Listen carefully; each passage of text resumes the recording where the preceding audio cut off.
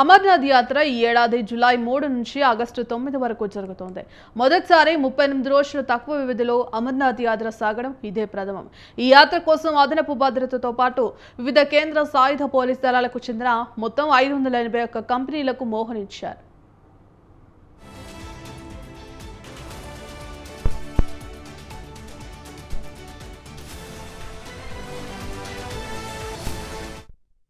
అమర్నాథ్ యాత్ర ఈ సంవత్సరం జూలై 3 నుంచి ఆగస్టు 9 వరకు అంటే 38 రోజుల పాటు జరుగుతోంది.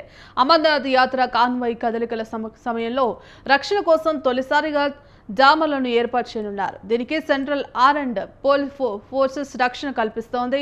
కాన్వాయ్ వెళ్లే సమయంలో యాత్ర మార్గాలు, జాతీయ రహదారులకు వెళ్లే అన్ని రహదారులను తాత్కాలికంగా దిగ్బంధించి గరిష్ట భద్రతను కల్పించనున్నారు.